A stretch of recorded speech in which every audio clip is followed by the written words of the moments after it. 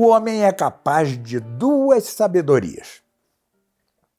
Uma é a sabedoria natural, aquela que ele alcança por suas próprias luzes racionais, por si mesmo.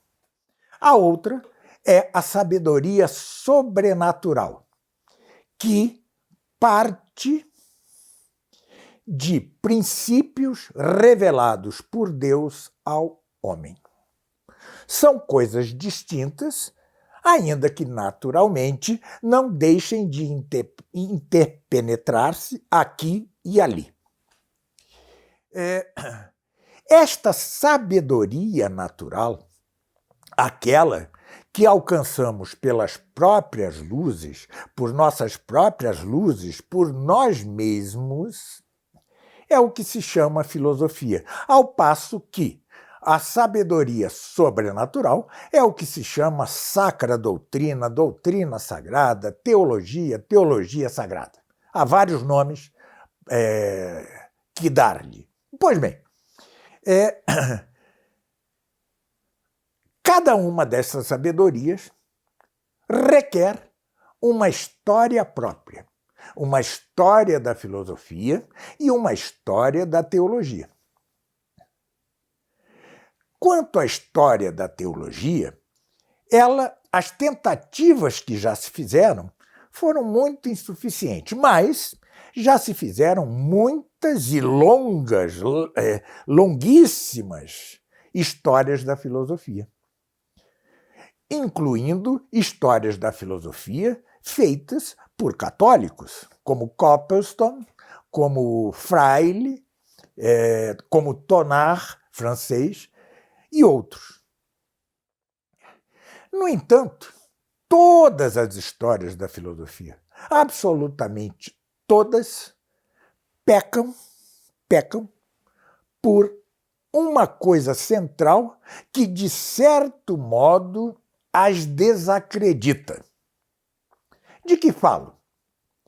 De que, ainda quando o autor da história da filosofia seja católico, e ainda quando seja tomista, e ainda quando professe que fará uma história tomista da filosofia, acaba por não fazê-lo.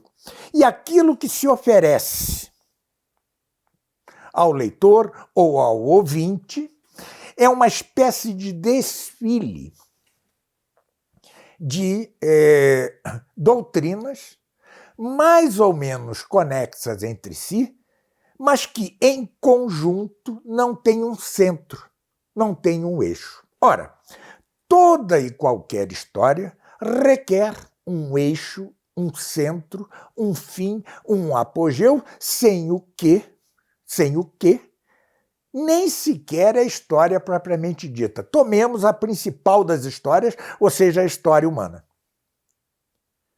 Se não consideramos que a história humana tem por eixo, centro, apogeu e fim a nosso Senhor Jesus Cristo, a história humana se reduz a uma sucessão de episódios ordenados ou destinados a nada. Assim também, uma história da filosofia que não tenha por centro, fim, apogeu, eixo, uma das doutrinas filosóficas, é uma história da filosofia desconexa ao fim e ao cabo, um desfile de doutrinas que mais confundem que iluminam aquele que a lê ou aquele que a ouve. Pois bem, assim como a história humana tem por fim, eixo, centro, apogeu, plenitude a nosso Senhor Jesus Cristo, assim também a história da filosofia tem por eixo, centro e apogeu e plenitude a doutrina de Santo Tomás de Aquino. E é fundado nisto que, depois do longo esforço que tive em gravar as 260 aulas da escola thomista, passarei a gravar e a publicar, a partir de 31 de maio próximo, um segundo curso de grande fôlego. Terá cerca de 150 aulas e, tendo por eixo, centro, ângulo, fim, apogeu e plenitude a doutrina de Santo Tomás, se ocupará de cerca de 250 filósofos ou cientistas, desde a mais remota antiguidade, por exemplo, Gotama, na antiga Índia, até o mais recente filósofo, o mais dos contemporâneos filósofos, independentemente da doutrina que expresse. Mas tudo, repita-se, girando em torno e ordenando-se ao fim e ao cabo, ou afastando-se dela, da doutrina tomista, da doutrina de Santo Tomás. Sucede, porém, que, além disso,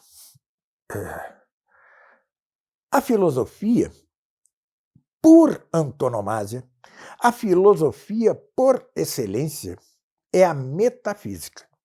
Logo, não é desde o início da história da filosofia, ponhamos desde Tales de Mileto, que se tem filosofia em sentido próprio, em sentido mais próprio, por antonomasia, por excelência, senão que a filosofia é perfeitamente fundada, ainda que com lacunas, com insuficiências, por Aristóteles, pelo gênio de Aristóteles.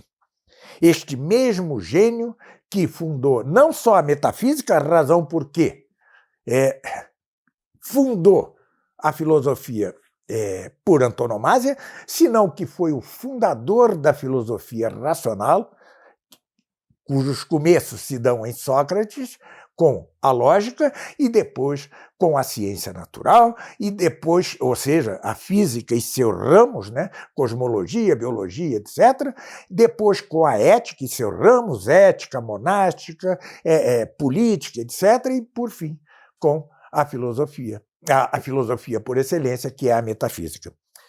Todas as partes da filosofia, todos os ramos que se queiram da filosofia, são partes potenciais da metafísica.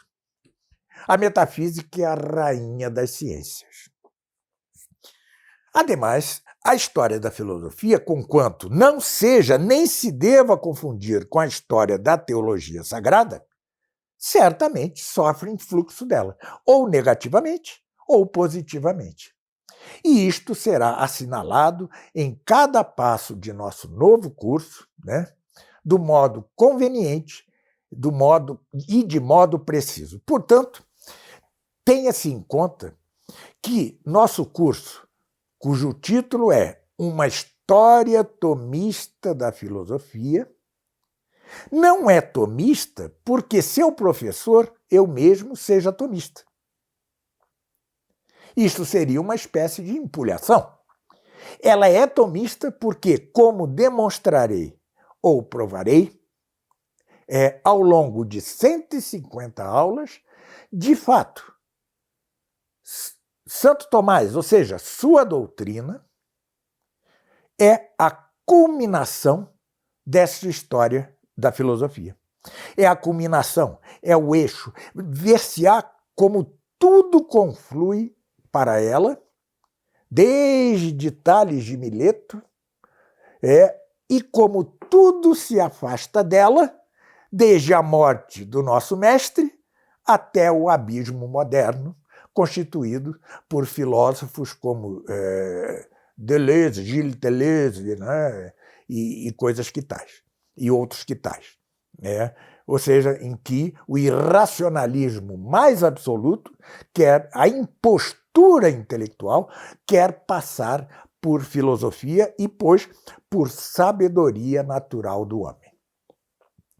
Pois bem, uma vez mais, assim como a escola tomista, por uma história tomista da filosofia, terá um preço acessível, muito acessível a todos. A mensalidade será, apesar da inflação sob que estamos, sob a qual estamos, terá um preço muito acessível, né?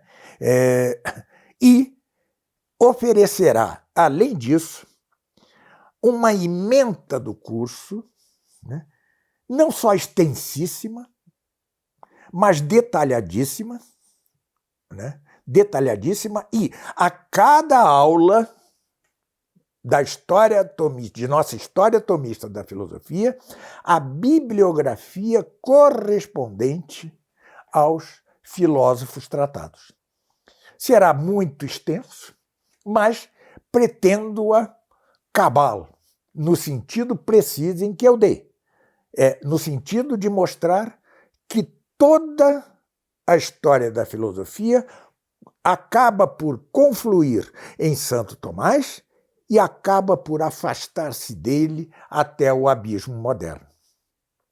Vocês têm, abaixo deste vídeo, na descrição do vídeo, um link que os remeterá à plataforma de cursos, a minha plataforma de cursos, né? Em que estará localizada